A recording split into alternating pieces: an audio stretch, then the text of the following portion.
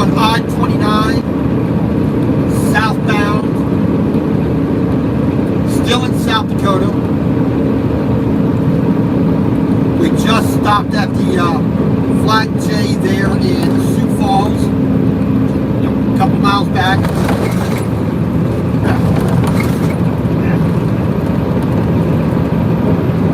Cleaned off the windows because there were too many dead bugs on there, so we scrubbed that off.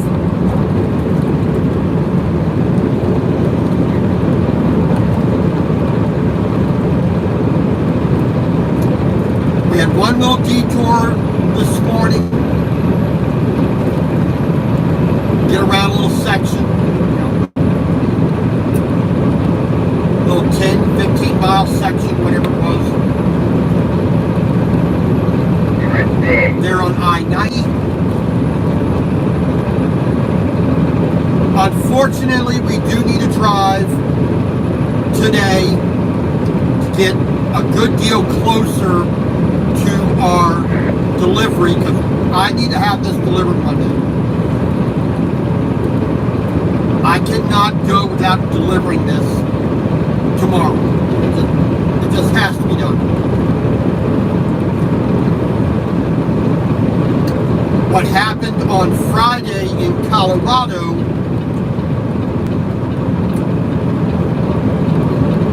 I lost a good little over half a day's driving. What happened in Colorado? A main fuse blowing out. The power cable on the trailer, falling down and being worn away in a 10-foot section. I lost around 350 miles roughly on Friday. So instead of getting to Hot Springs, South Dakota on Friday, or even better, another 30 miles down the road to the Prairie Wind Casino on Friday evening. Unfortunately, it took 13 hours to go from Trinidad, Colorado, at the Walmart there, exit 11 on I-25, up to Fountain in Colorado Springs, go around the east side of that, up to Denver, go around the eastern side of that, then up Vasquez Road through Greeley, Alt, back over to Fort Collins, then north into Wyoming. 2 breakdowns, 2 fuelings, 2 detours, too long of a day. So like I said, I lost about 350 miles on Friday just from all the stuff that was going wrong. Yesterday wasn't too bad of a day. I did 571 miles yesterday.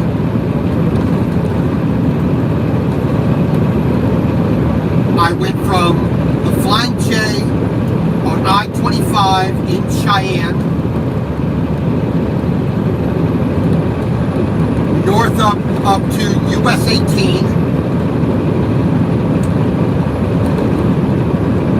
up and over into South Dakota on US 18, took that all the way over to Winter, South Dakota, then took that north heading up towards Presho on 183, US 183, then it was I-90 over to Plankington, no G in there. Stayed there overnight at the Coffee Cup. And I've stayed there several times before, so it's not too bad of a place, man.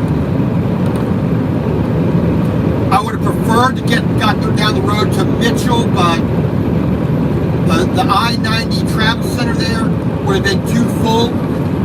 I would not have got a parking spot there. So I just stopped there.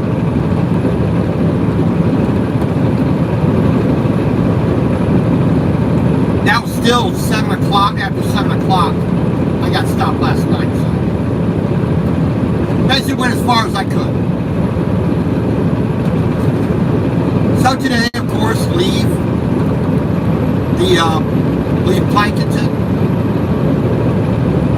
About an hour down the road, I had to get off at Humboldt,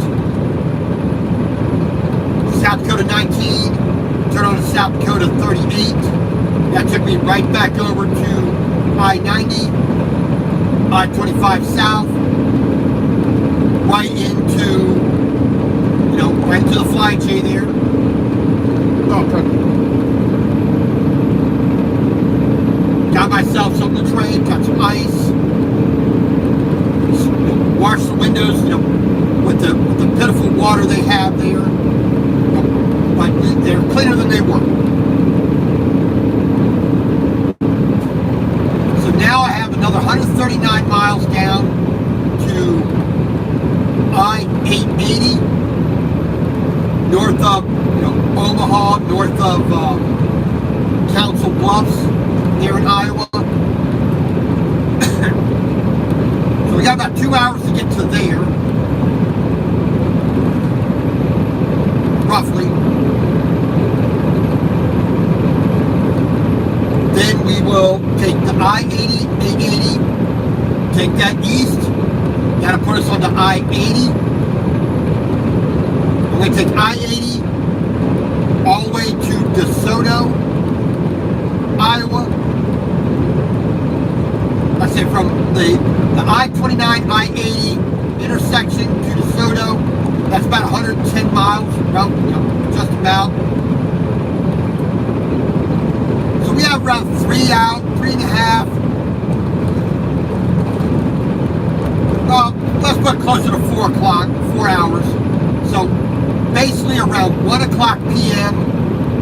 we should get to, good morning, sir. About 1 o'clock we should get to DeSoto, Iowa. Do the quick trip right there. We're going to stop our day at 1. I cannot get to my delivery and make it today because they're not open today.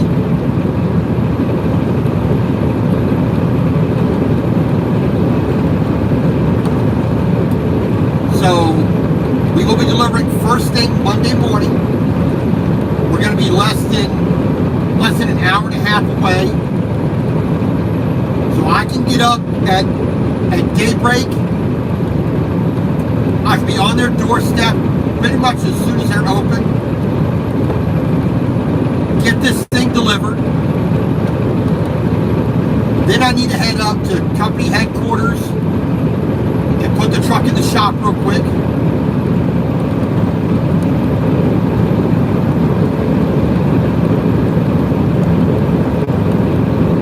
Really? No. It's necessary, but a little too much of that gets annoying. And I've had a couple of lightning storms in front of me, little thunderstorms in front of me, but haven't had a whole lot of rain on this trip, and a few sprinkles, that's all I've had.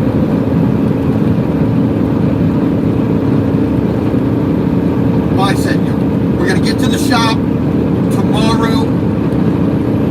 Well, after we make our delivery. Now, I said, I got a main fuse that needs to be replaced. I need the cable on the trailer to be replaced. So, we got to do that.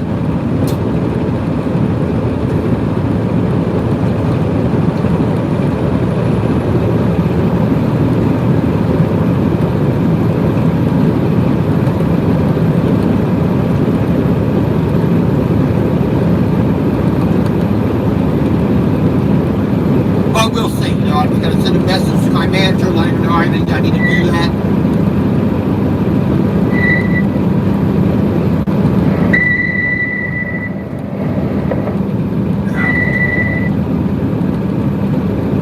lot of people got to make stupid noises on the CB. Okay. But like I said, we're going to get this job done, this particular load done. You know, 103,000 pounds basically is what my weight is.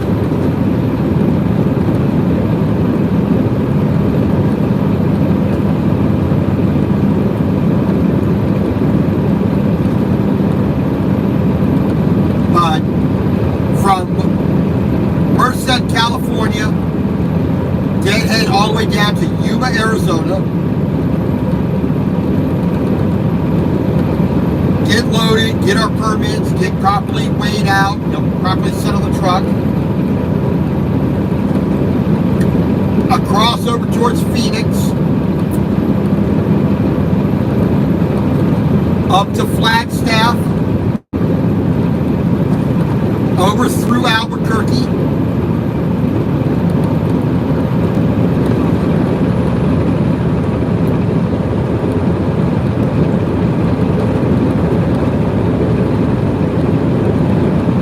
Then up into Colorado, up past Denver, into Wyoming, about 100 miles north of Cheyenne, turn off, head east into South Dakota, all the way over to Sioux Falls, and now here we are heading south down towards Omaha, and then before we get there, we're going to turn east again over towards Des Moines, and then a little bit north of Des Moines, we will make our delivery tomorrow. So, unfortunately, with the way things get done and the delays I've had, I have to work today on a Sunday, which I would have preferred to have not worked today.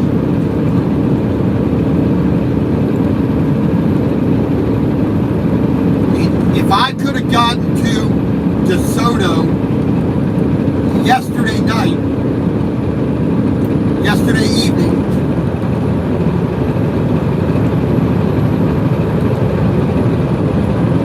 I would not be moving at all today. No.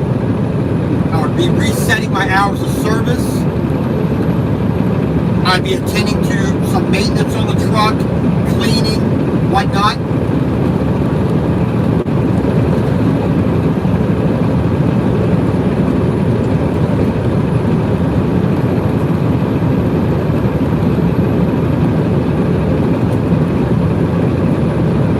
But sometimes things happen, and you just gotta deal with it. So, as of the moment, I have 16 hours and 17 minutes available on my weekly hours of service, which is pretty much some of the least amount of time I have ever had on my clock available in a long time. I think this is only maybe the third or fourth time in my driving career that I've had less than 25 hours available on a Sunday. But, you know, that's, like I said, that's the nature of the game sometimes, and you have to work a little bit harder.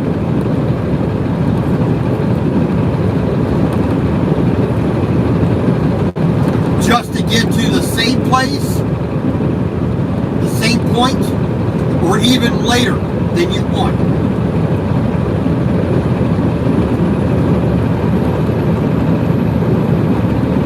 Like I said, my plan was always to be delivered on Monday anyway. So we're not technically behind schedule.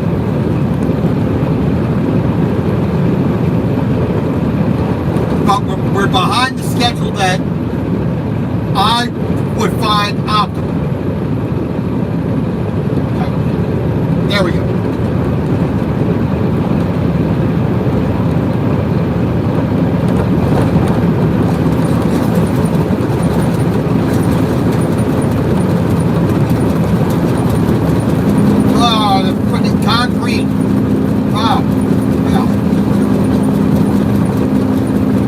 bumpy, rolly. My goodness. I hate concrete on the interstate. Oh, Lord. Just that constant bang, bam, bam, bam, bam, bam, bam, bam, bam, bam. It just,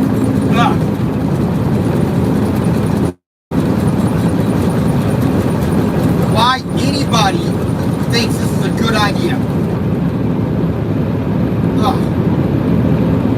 Not perfect, but this is a heck of a lot smoother here. I mean, why is it so hard to lay concrete smoothly? Bone shaker. My kidney is laying out. My spleen is out. Half of my bones have sunk to the bottom of my body. God. Shaking's one thing, but just moving them from your body, that's another.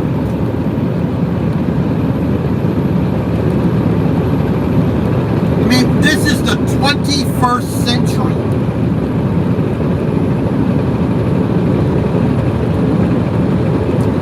You would think by now, after what, 2,000 years plus of having concrete, having cement, that we would learn how to lay it properly.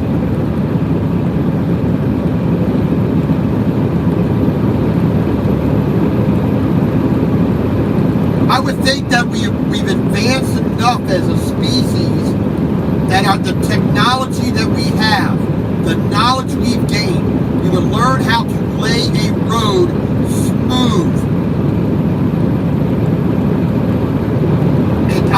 I don't think it would take that much more time, effort, material, labor, cost, aggravation, whatever you want to call it,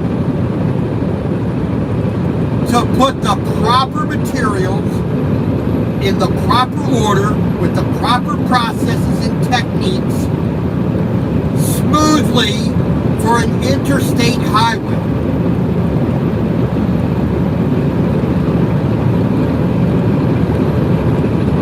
We can put asphalt on the road and it be smooth. Why can't we do that with concrete? I don't get it.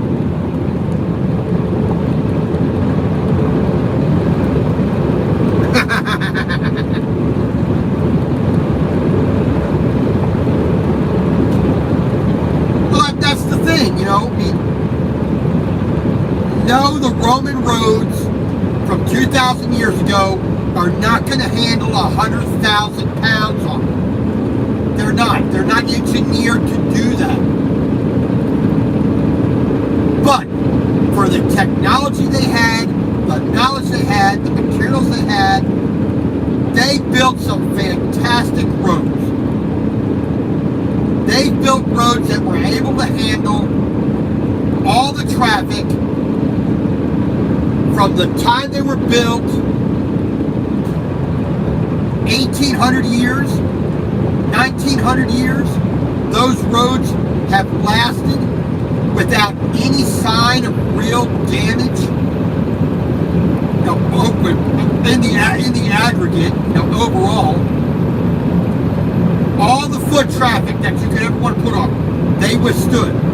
All the horse-drawn carriages, all the all the oxen and mule-drawn carts and wagons that they could possibly put on that road, on them roads, those roads held up. You can't tell me we can't do that.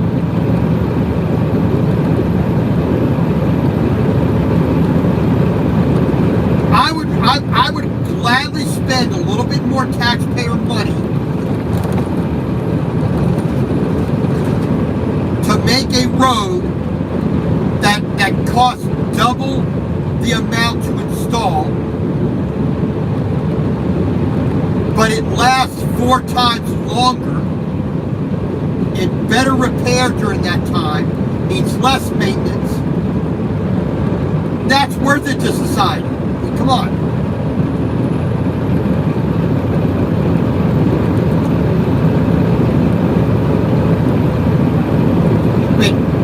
In my personal life, I mean, it didn't take long as an adult to appreciate quality over quantity. It did not take long to understand that the things that will actually be worth the money, worth the time, worth the wait,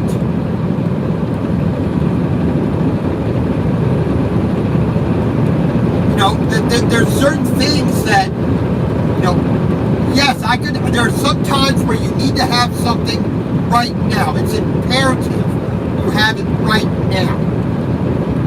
There's a time and a place for that. Sometimes you don't need the best hammer. You don't need the best, banana. You don't need the best shirt. You don't need the best medicine.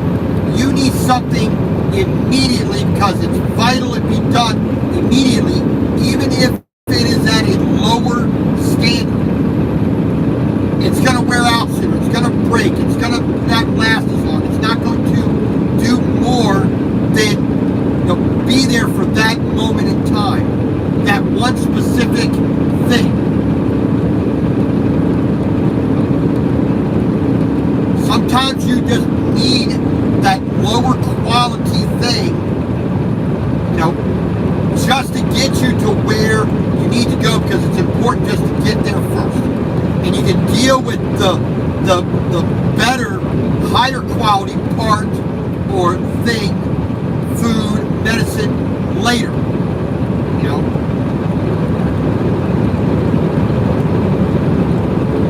There's a time, sometimes good enough is good enough.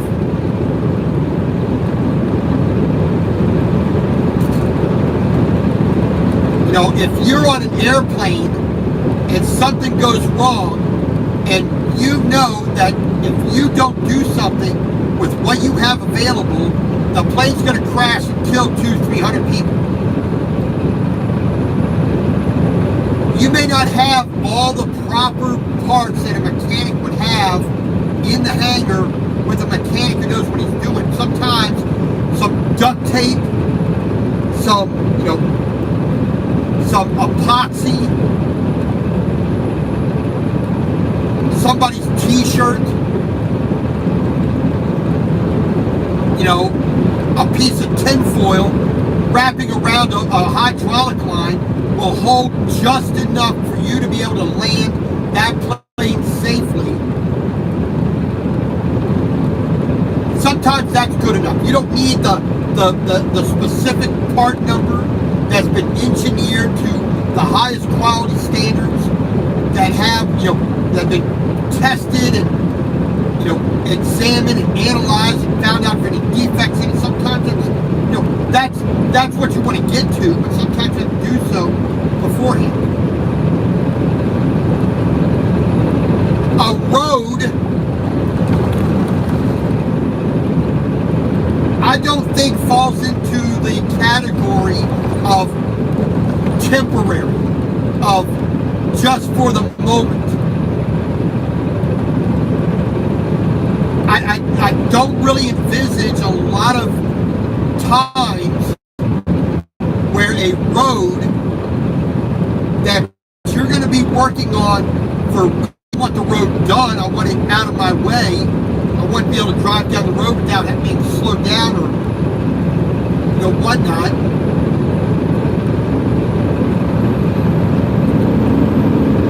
But I want it done correctly. I want it done well.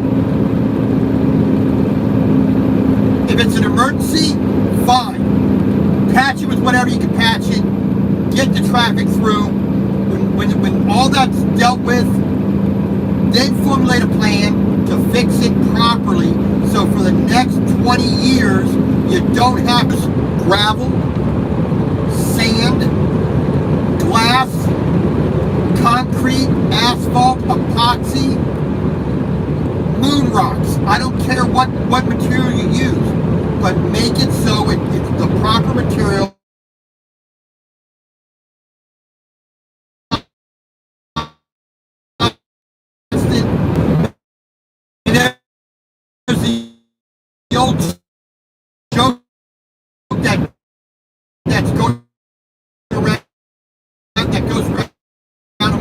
truck drivers. They show a picture of a Department of Transportation officer is making sure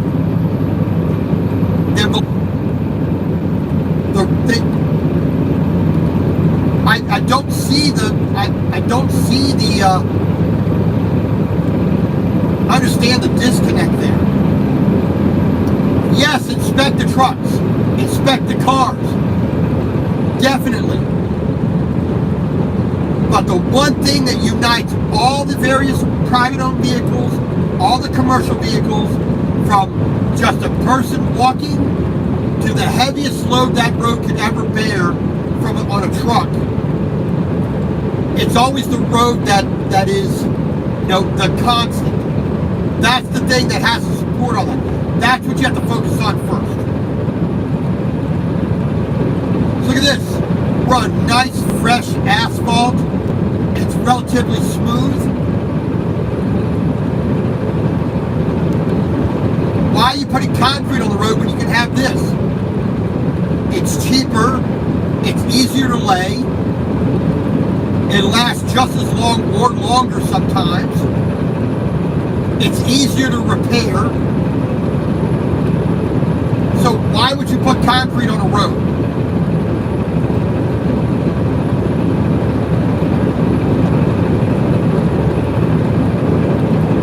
I understand there's certain applications, certain climates you can't really use asphalt. Concrete just can withstand heat a lot better. To a certain point. It can't take cold as well. Water intrusion into the road, into the structure of the road, is a lot harder on concrete than it is on asphalt. Salt is more detrimental to concrete than it is to asphalt. Plowing is easier on concrete because it's an overall harder surface than asphalt, but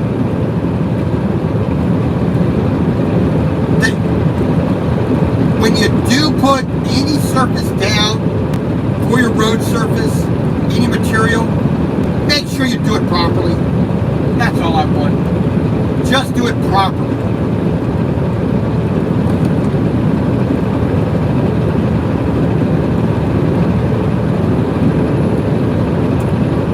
Ah, well. Okay, we are getting down into that little narrow little tail that's on South Dakota.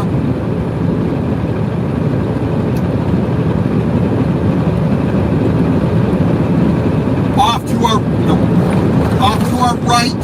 Well, actually, do it straight ahead of us as well, but mostly to our west here. As we head down the road here, that's going to be Nebraska. Off to our east, off to our left, is Iowa.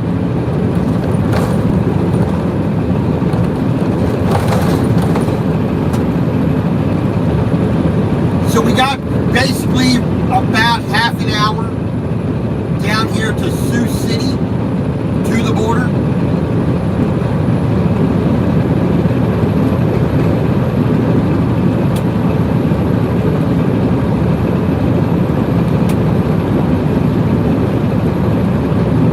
Running just about 3/8 of a tank of fuel.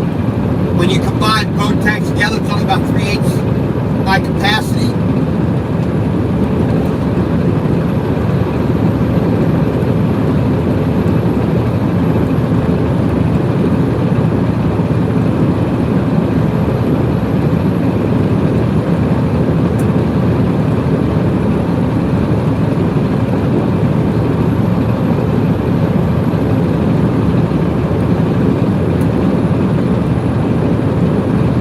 We are probably going to stop at, where's a good place to stop?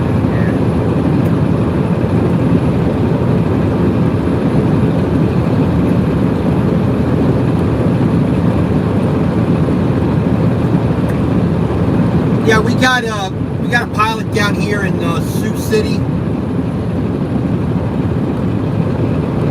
and exit was at exit 143.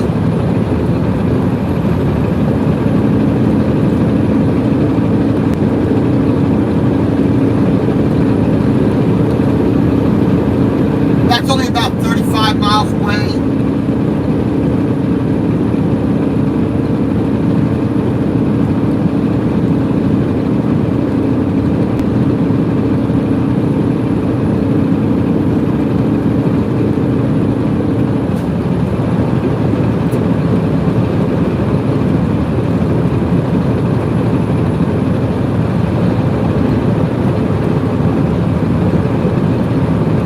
We have Urbandale, where we can top up our fuel at.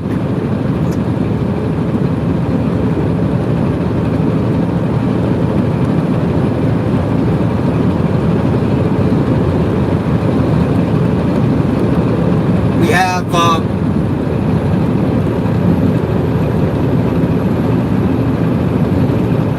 I said I really can't put much in.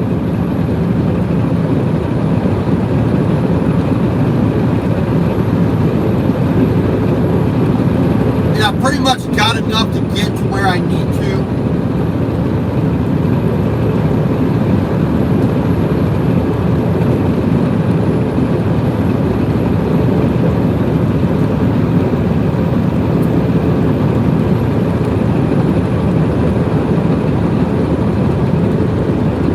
I mean, we don't have a lot of hills to climb. I mean, really, virtually no hills to climb. A few up and down things, but no real, hard climbing where I'm only going to get 1 mile to the gallon.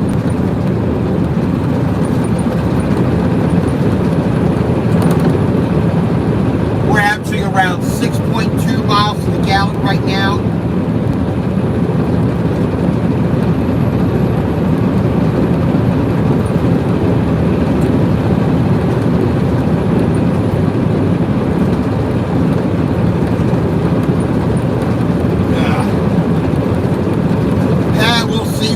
We'll see. I said just about 1 o'clock we should be pulling into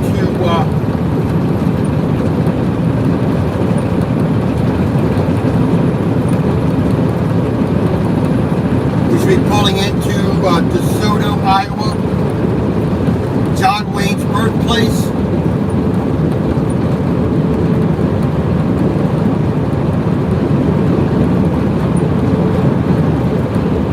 I've stayed at that Quick Start, Quick Trip before, so it's not too bad.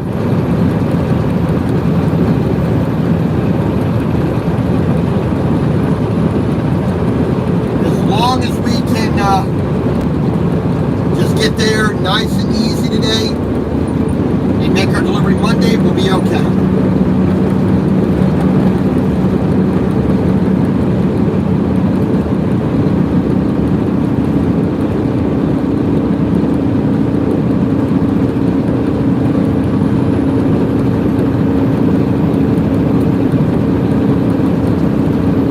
We got a little bit of cleanup to do in the truck, and like I said, after we make our delivery, we'll get some repairs done.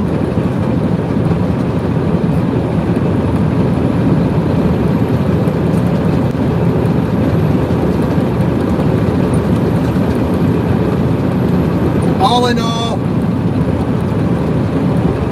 hasn't been too bad of a trip, but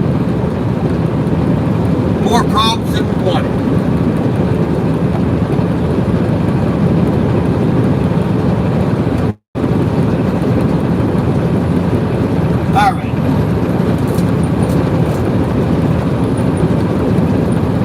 We got about 220 miles to go.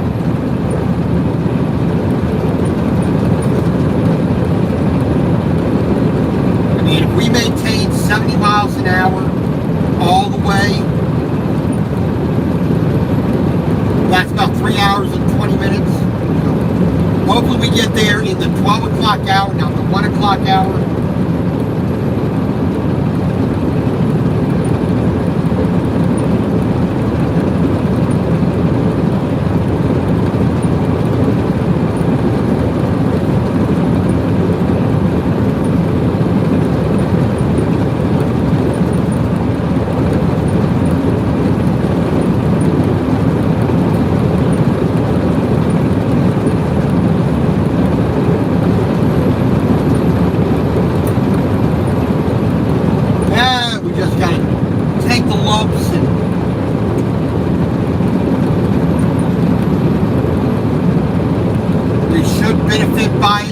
what?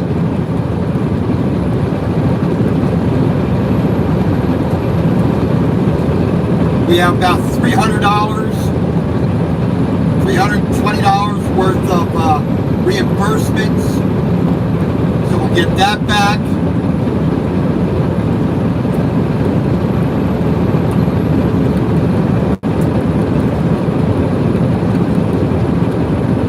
We have just about 5,000 miles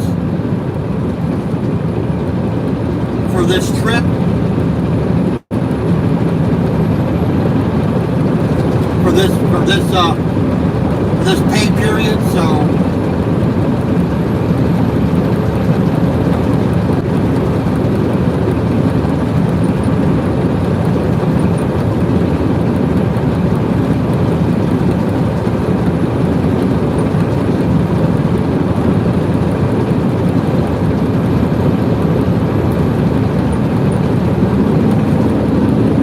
it'll all work out.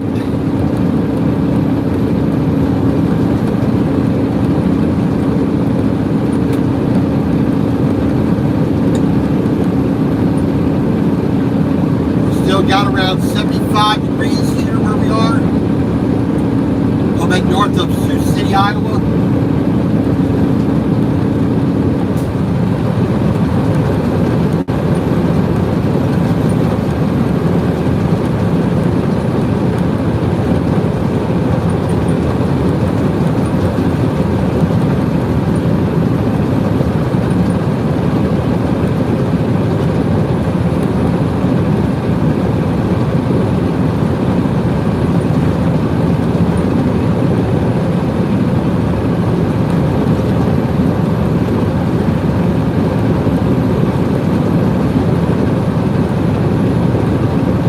Hopefully the rest of the day there in DeSoto will not be too bad of an afternoon.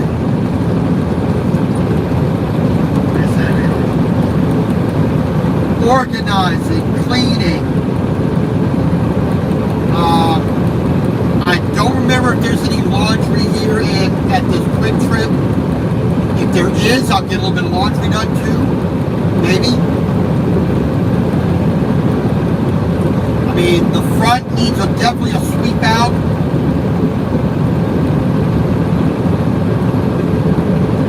Needs some vacuuming in the back.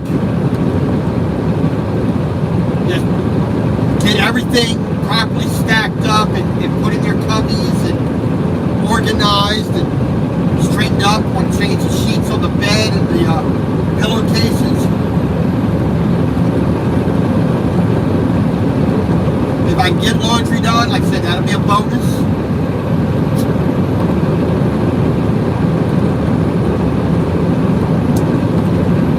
Make a little bit more of a luxurious dinner tonight.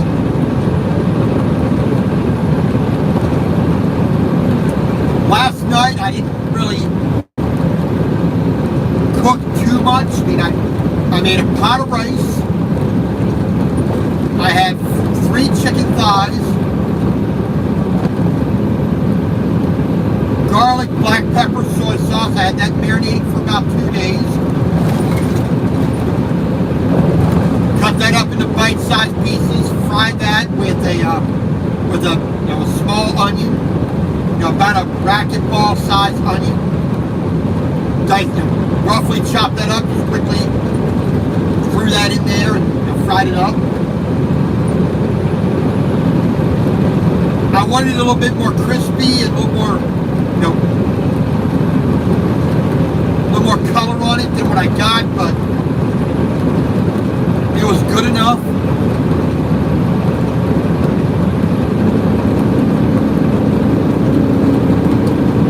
Unfortunately, my oven is broken, so I got to replace that. So, next time I get to a Walmart, I can pick up another one.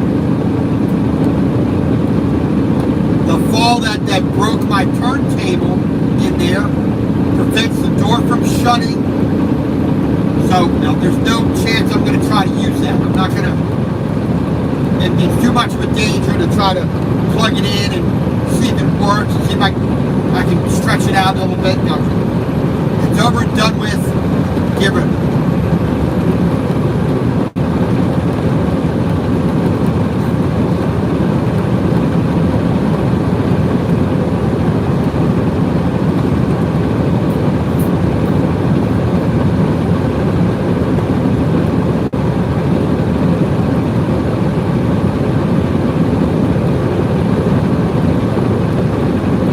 So maybe while my truck is in the shop, I might be able to do that. You know, get the company car, run to a Walmart, pick one up, replace it, blah, blah, blah.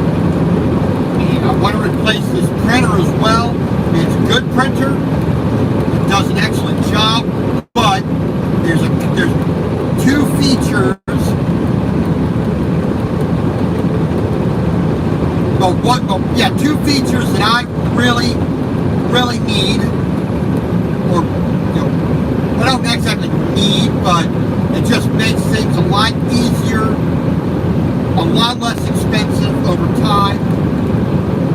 Well, more than two, but two that are not on this one that I'll gain on the next higher model. So I have the Canon 420 something like that, 4020, whatever it is, but it's got the Mega Tank on it, which really saves a lot of money for ink. I mean, instead of paying $50 for a set of cartridges that only give me about 30 pages or so, I got the Mega Tank, which is giving me over 500 pages so far without needing any refill. That's black and the 3 colorings. I haven't had to fill it up at all, apart from the first time. So, and I've gotten over 500 pages out of it.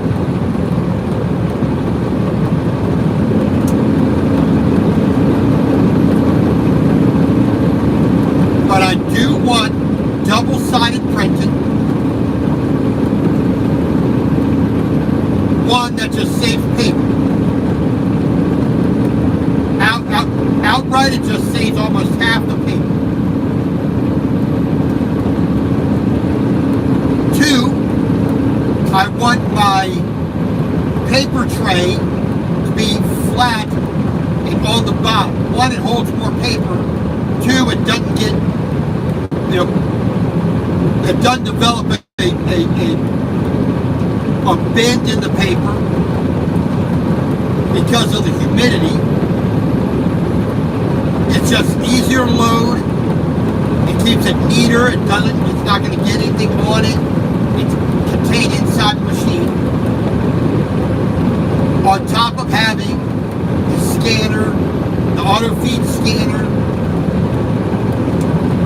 and that'd be another thing I would gain, which I don't really need, would be a double-sided scanner, which I would gain with that with the next model up, I believe.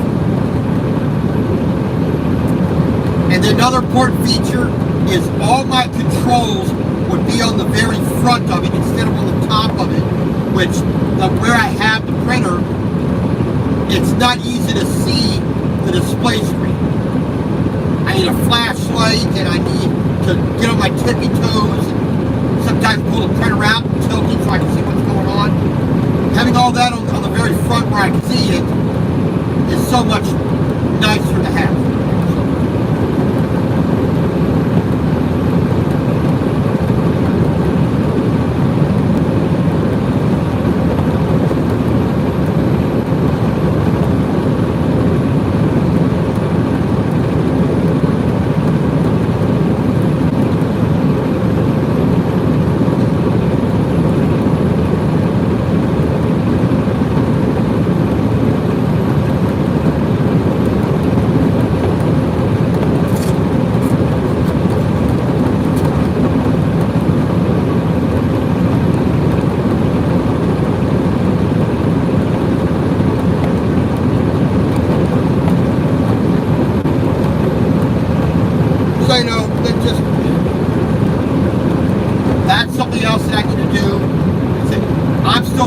find if I'm staying, how long I'm going to be in this truck. You know, because I still need to build my cabinetry to make being in a truck comfortable. I can put more things into a smaller area. It's easier to get to all those things.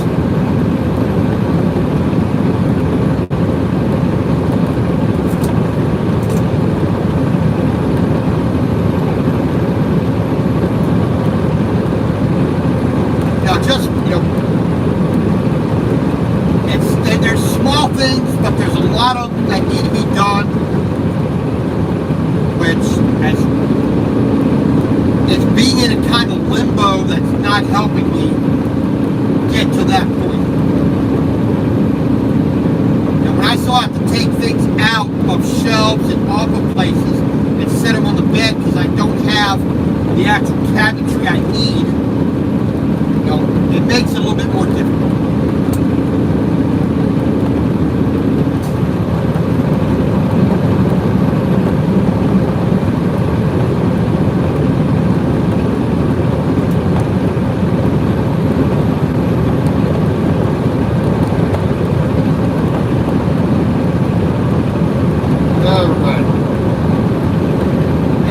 More of the stupid concrete.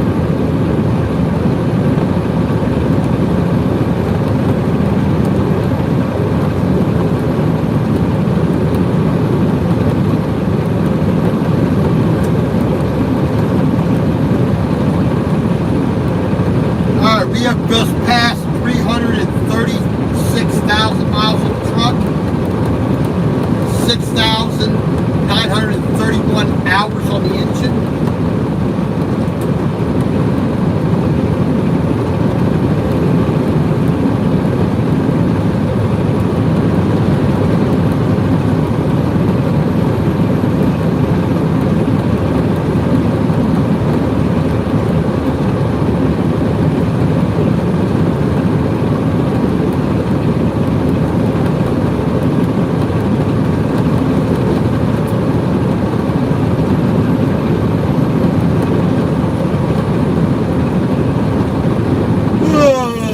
Lord, man.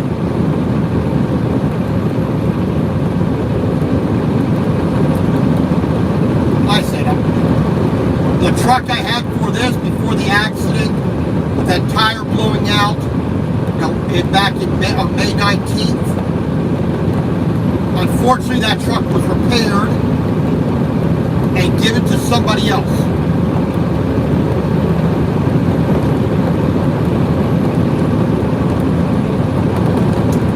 A truck was needed, so they gave it to them. Which, you know, yeah, I would prefer to have it back.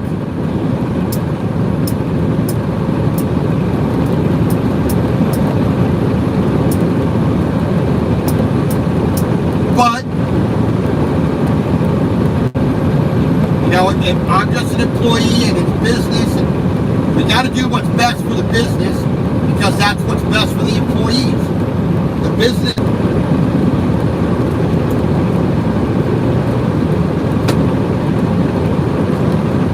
But being this older truck with an older trailer, you know, things are just going to constantly keep breaking more and more and more.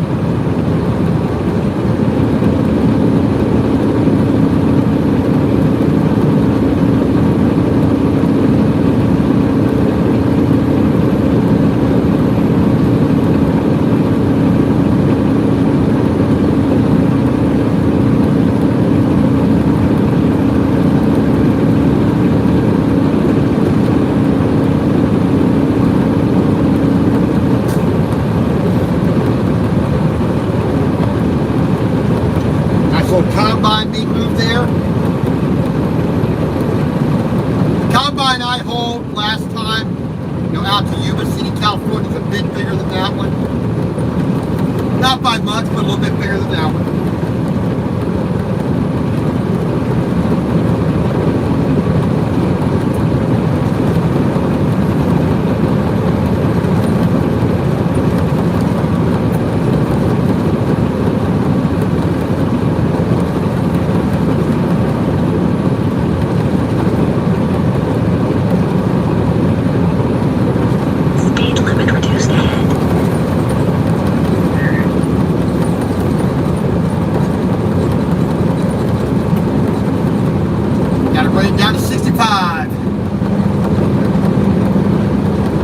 right, 4 miles to the border. Then we're going to get ourselves into Iowa here.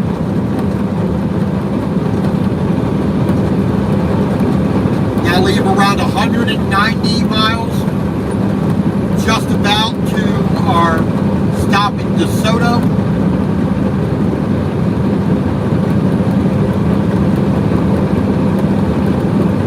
Roughly.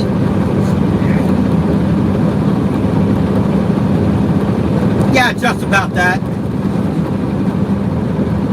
And that leaves just about an hour to our delivery on Monday morning, which is basically where I want to be.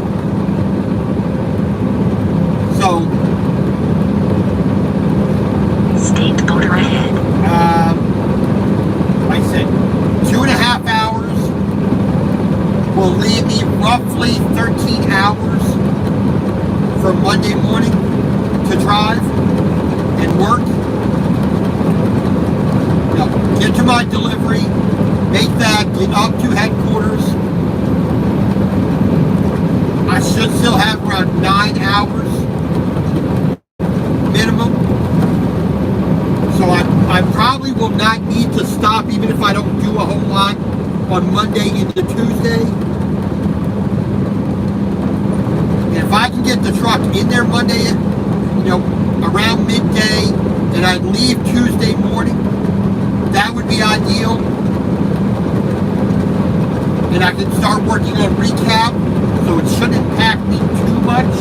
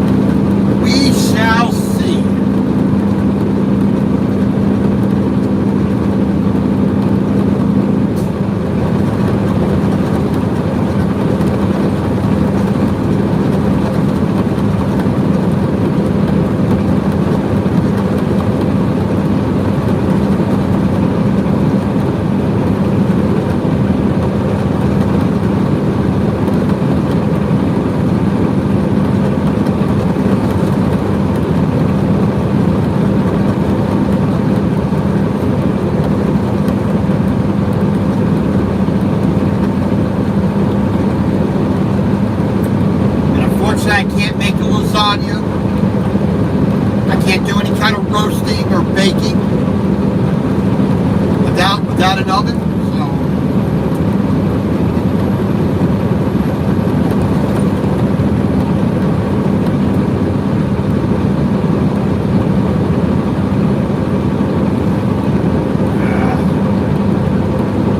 I'll have to see what I can do as far as dinner goes. There's a lot of cleaning I want to get done first. Well, not just one, but Crossing border, entering Iowa. Okay, 9:41, 9:40 a.m. 336,015 miles on the truck as we enter into Iowa here. 171 miles for the day so far. We have about, just about 190 miles to go.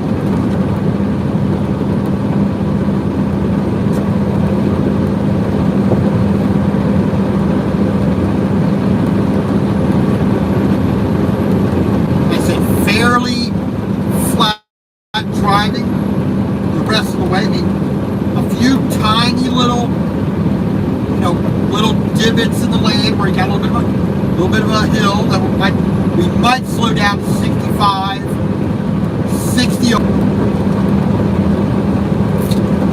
we got about 79 miles down to our turn onto I-880. That'll put us onto I-80. And then out to where we need to be, heading towards Des Moines. And then tomorrow past Des Moines up to Colo, C-O-L-O.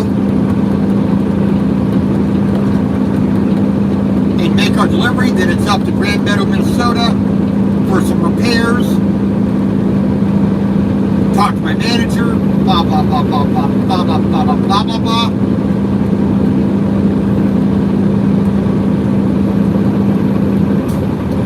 And hopefully, like I said, Tuesday morning, we are out of there. Go get another load. And if possible, swing down past my sister's house.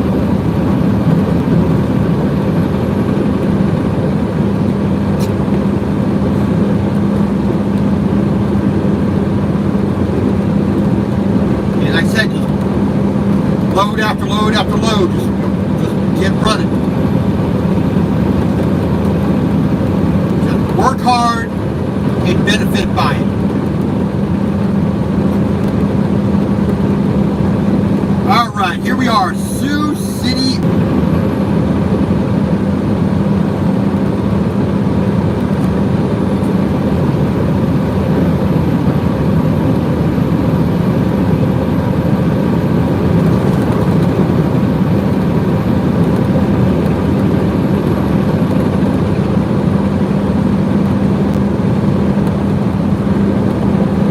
Yeah, looking over there at that IHOP, now I want pancakes.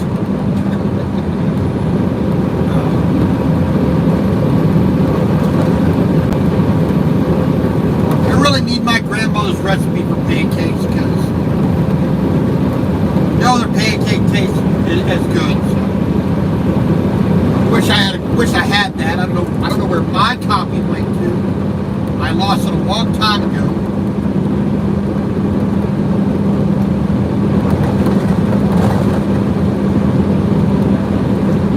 Blackbird Bend Casino.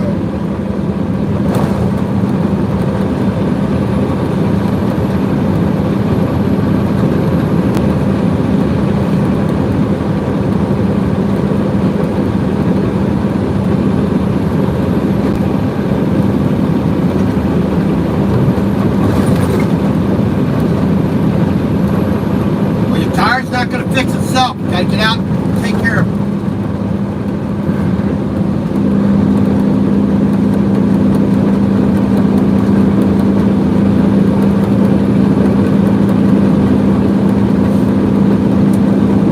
Speaking of what take care of it, I need a new pair of wire crimper strippers.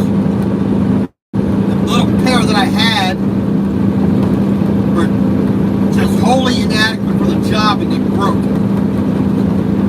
I need to find me a more tougher, kind of professional pair or set, pliers, types. I needed to strip off the casing.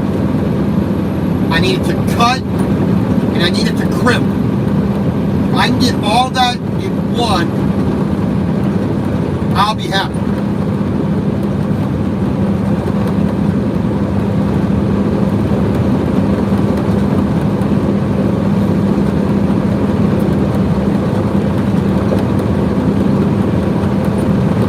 Alrighty, 29 south to Fort Council Bluffs, 3 lanes.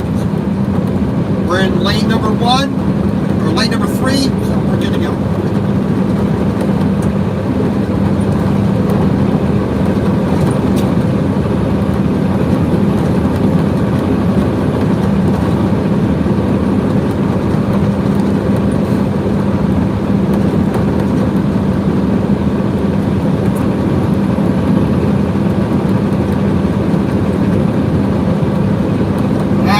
Ready.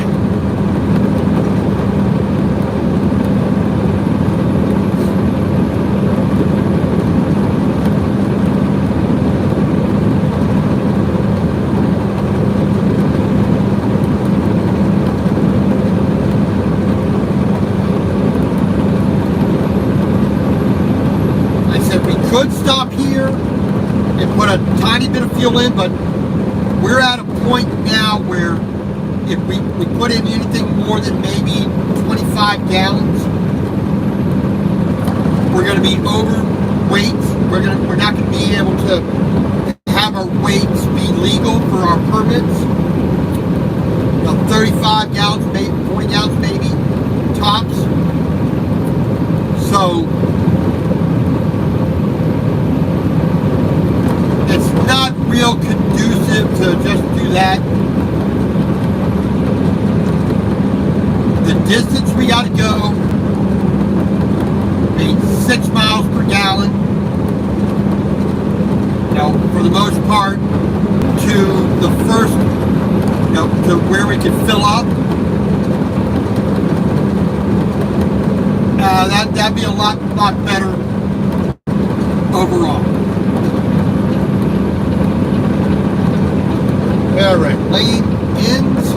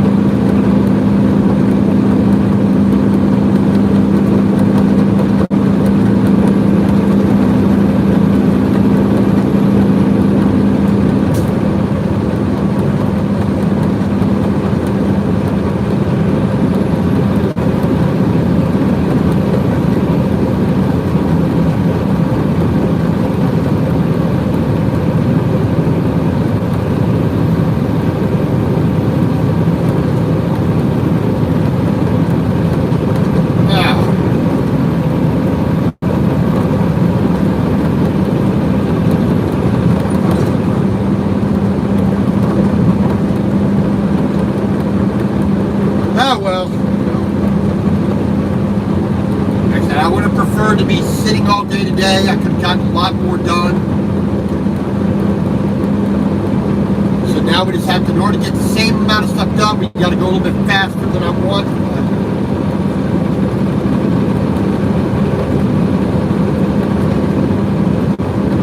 It is what it is. So we'll just break it down into little sections. One, the driver's seat. Right up, the entire middle little walkway between the two seats, all the way up to the driver's door, behind the seat, all around the footwell, and the pedals and whatnot, all the dash, windows and cabinets overhead, the door, the seat, the steering wheel, get all that cleaned and organized. I'll do the same thing on the passenger side, take everything out, wipe everything down, brush everything off. That don't need to be there. We'll put back where they need to be. And I got my electrical toolbox. I got some little parts box. I got catalog. Got my laundry bags, clothes, a few tools. The kitchen cabinet. We'll deal with the two cubbies above that for the printer and the oven. We'll deal with that, the cubbies behind that. We'll deal with the bed as a whole, then the closed cabinet and the refrigerator and the cubbies behind that. Vacuum, wipe down, clean, organize, straighten up. The floor and under the bed, we'll deal with vacuuming and the laundry, the dirty clothes hamper, and whatever else I have under there. Take care of that. Then we'll take care of the windows and mirrors, clean the inside and outside. Then we'll work on the two outside cabinets, under bunk cabinets left and right. Make sure those are neat, clean, organized. Then we'll work on the headache rack. Make sure all three cabinets are straight. Then we'll work on the trailer. Make sure everything is neat and tidy and organized. And whatever needs to be attended to, we'll attend to. 1, 2, 3, 4, 6 hours of cleaning and organizing. Shouldn't be too bad.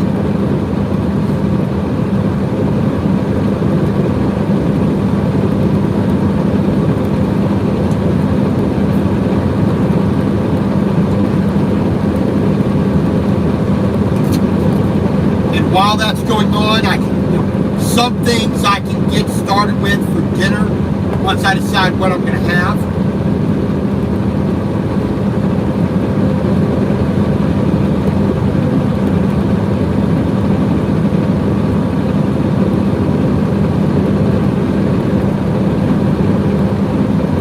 Like I said, it's just a lot of stuff, little tiny things that need to get done, but they're just one stacked up on top of another. So it's just going to take time. And then, like I said, we'll get the load delivered Monday morning, we'll get up to headquarters, get a few repairs done. If I am, like I said, if I'm truly lucky, I'll get a 3-axle trailer like I've asked for. Okay, let me move up in what I can do.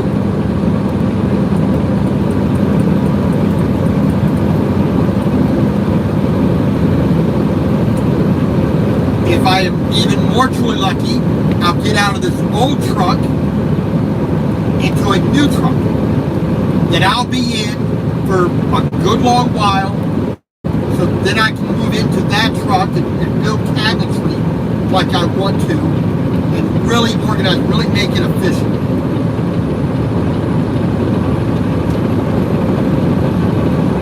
But we'll see.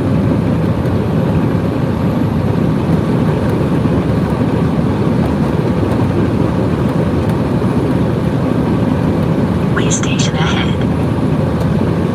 Iowa way station ahead. Yeah, I forgot where the way station was down here. I thought it was further down, but it is what it is. That's why I didn't want to fill right up here in Sioux City, because I have to watch my weight, and I'd rather be under half a tank or just at half a tank. When I can only put an eighth of a tank in, what's the point?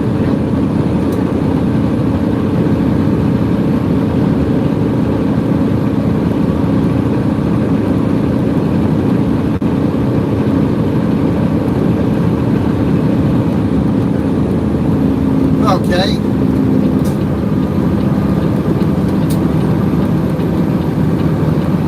Really, you see my turn signal, you're gonna immediately speed up so you can pass me, idiot.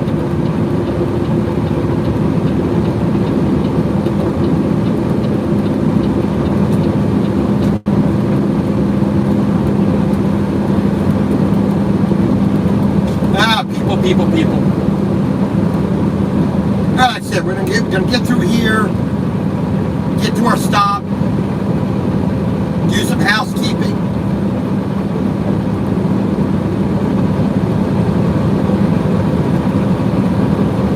Tomorrow's delivery and repairs,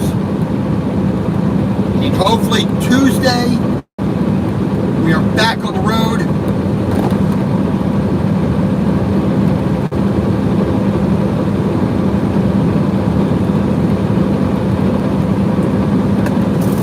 Southbound, bringing the road at the ramp.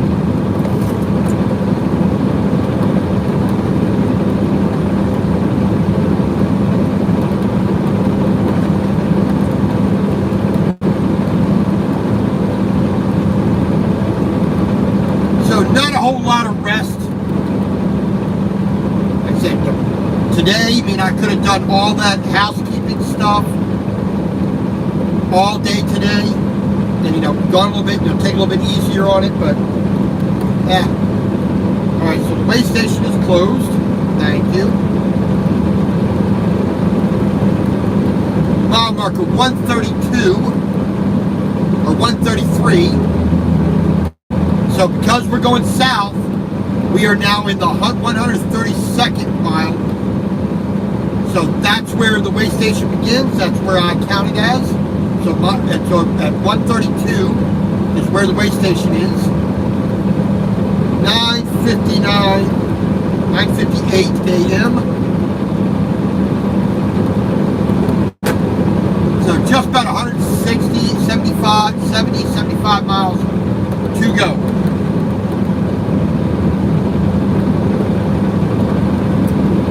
So 10 o'clock.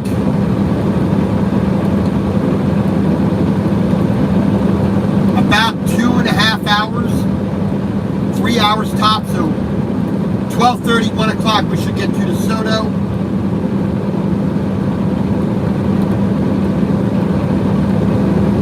We actually need to take another load check here, not too far down the road.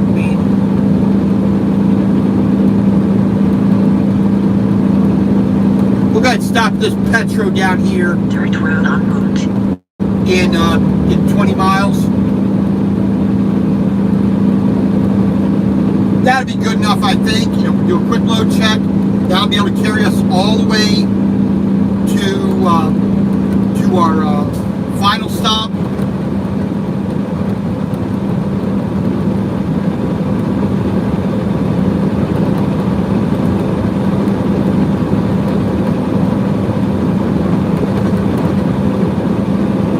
Like I said, cleaning, organizing.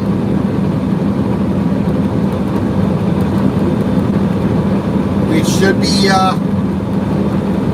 good to go.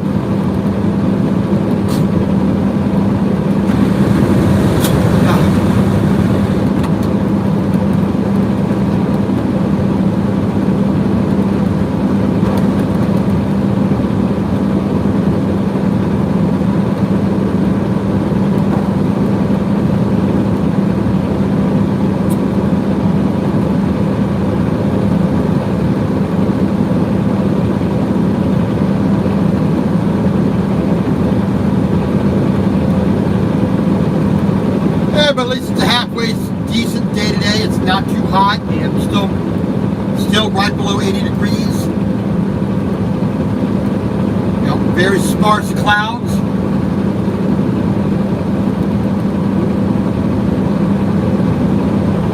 So I think the rest of today should be A-okay.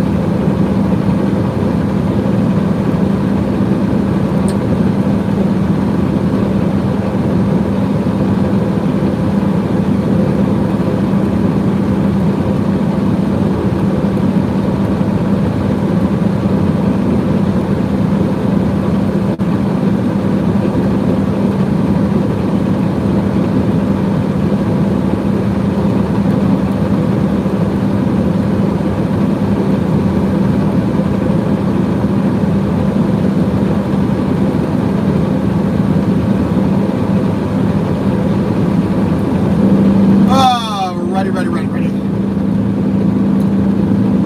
See, this is one thing that does annoy me. Mile after mile after mile of cones and barrels slowing down the traffic for a quote-unquote construction site, but nobody's out here. Nobody's doing any work.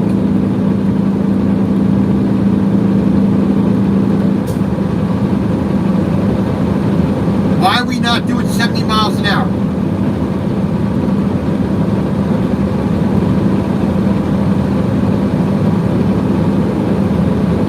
I can do 70 miles in Texas on the back roads, one lane each way, just a little dotted yellow line,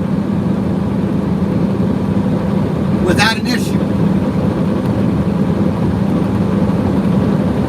But here, mile after mile, in what, 6 miles of this already? Nobody doing any work.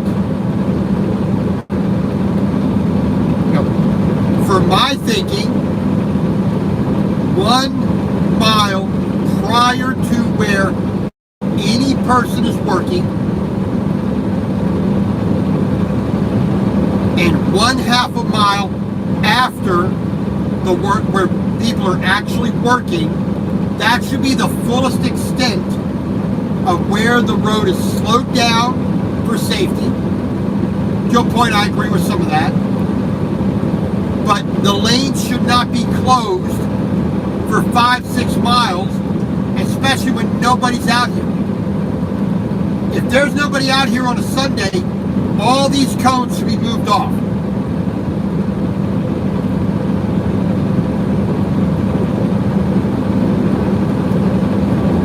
Come back, let's say Monday morning, they all come back to work. An hour ahead of time, get that crew out here and move the cones.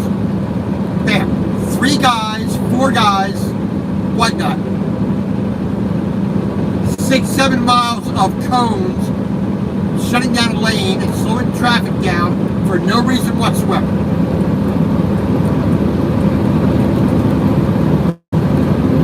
It doesn't help anybody. Nobody's a winner. Well, that's labor intensive. That takes a whole lot of time. Well, what about all the time you're wasting for everybody else?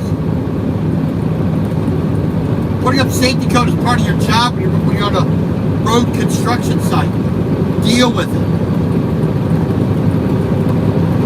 Hell, they have plenty of pieces of equipment that you put on the front of a pickup truck and it does it automatically. Don't tell me that it can't be done. It can. All right.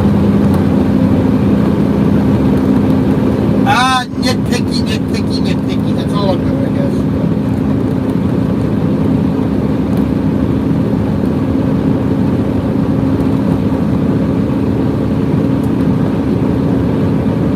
So in about 14 miles, we stop at this Petro here in Ottawa. Exit 112. Use the facilities.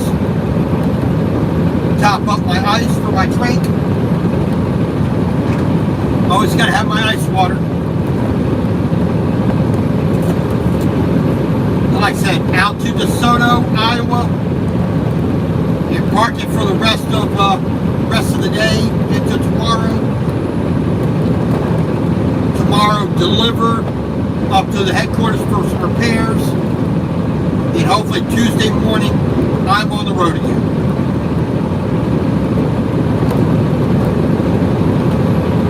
Pardon me.